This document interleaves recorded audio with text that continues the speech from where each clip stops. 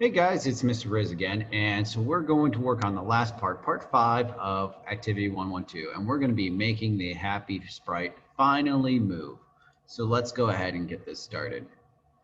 Okay, so here's the procedures that we're going to move. We'll go ahead and read all this as we get going. So now that you can see the happy image and understand the accelerometer a little bit better, you're going to make the happy image move with the accelerometer. To do this, we're going to add the procedure to when the accelerometer sensor.one accelerometer change event handler. So we're going to mess with this here. The procedure will place the happy image at the given last x and y coordinate given by our accelerometer. So in computer science, the action of using a procedure built outside of the current code block is referred as to calling a procedure, because you are instructing the program to do a specific procedure to execute at a specific place in the code. Even the procedure is not completely outlined. So without getting into all this math, you guys can go through and really read it if you'd like.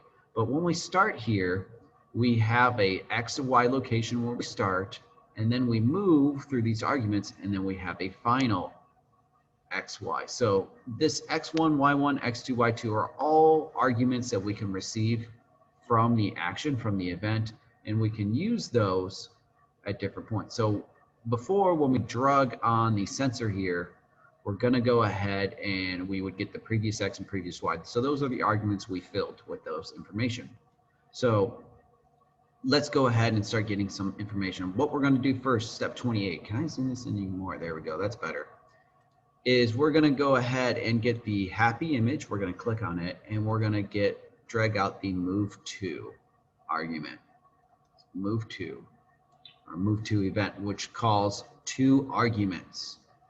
So we're going to go ahead and then click open the accelerometer sensor, and we're going to drag out two things. We're going to get the accelerometer x-accel. We're going to associate that with the x argument, and then we're going to get the accelerometer 1 y-accel. Of course, you would have a connectivity issue.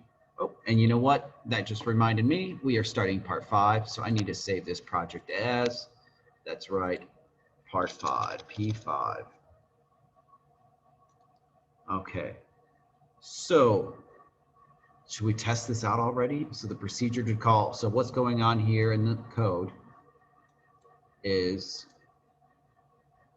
we're going to mess around with this for a little bit, and we're going to have some errors here. But we're going to move the happy face to the x accelerometer and the y accelerometer. Let's go for it. Let's see how this works. I think we already completed the code. Every step so far has been super simple, and let's do that. So I'm going to connect my AI companion. I am closing this app that was on my tablet. I'm opening up the new one. I'm so excited to see this work. There's definitely nothing that could go wrong right now. I'll connect it with the code. It's linking, it's sending it. Okay. I don't know if you guys can see what is going on here. Mr. Riz is a good actor. So if you guys can see, I got a happy image that he's moving a little bit, but he is not leaving that corner at all. Alrighty, well, we do have some issues here. Oh no, I don't want to do that. All right, let's go back to our screen share. We have some issues here. The problem is we're making him move to the X, where the X accelerometer is and where the Y is. And we can look at the bottom label. Remember, our X accelerometer and Y, they never really left like -10 to 10. So the furthest we could go on the X would be 10, and the furthest Y we could go is 10. And we realize our screen goes like all the way up to like 270. So we need to add some points here. So we're going to add some math to this. What we are going to do now is to go to our math bucket here, math drawer, and we're going to add some pluses. In fact, we're going to drag 2 of them out. What we want to do here is we want to move it by the accelerometer. So what we need to move it to is where it was plus the accelerometer data.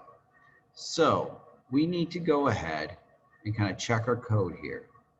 we're going to go back to the happy image and we're going to find out where it was located at for its X, and then add on the X accelerometer. And same thing with the Y. We're going to go to the happy image. We're going to figure out where his Y was at and then add on the Y accelerometer. So now let's start it up, test it up again. Hopefully I'm still connected here, and I'm going to just do refresh companion screen. And okay, now I have,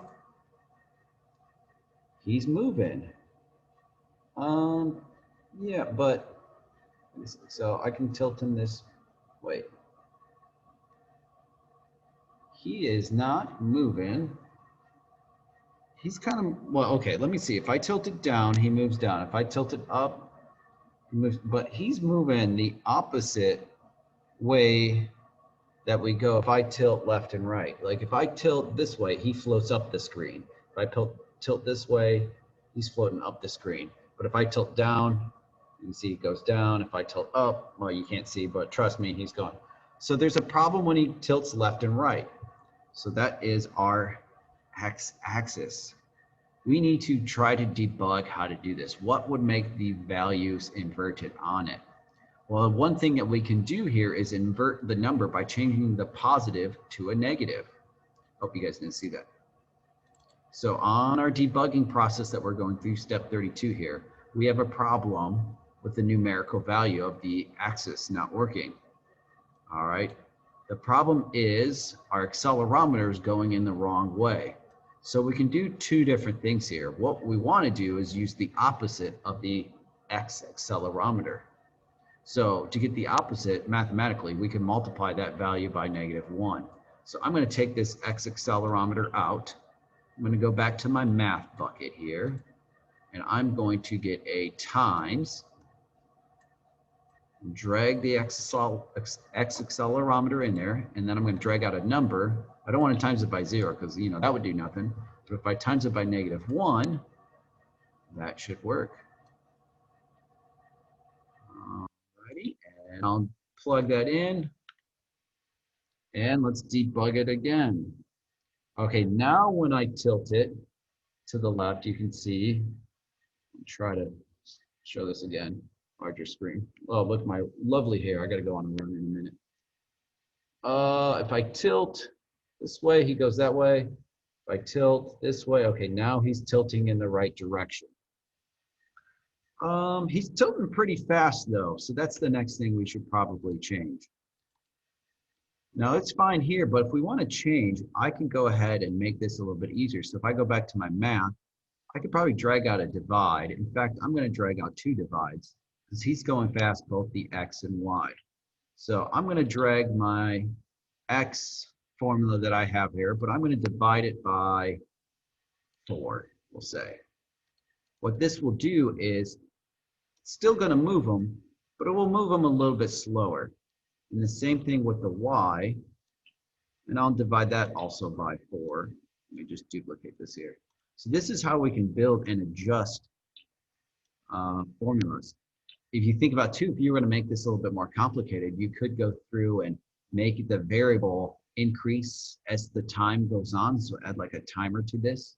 So his movements get faster and faster and faster, more gradual. So you can add more variables to this. So we can test this out, see how he moves. Okay, so now we got our project completed. It's all good to go. We could definitely build off this app later on if we wanted to, but you guys will send me the AIA in this problem here. So go to my projects and do export selected.aia to the computer. All right, guys, this was a pretty fun project to make. Hopefully you guys learned some things and you got some ideas sparking because of it. All right, see you guys next time.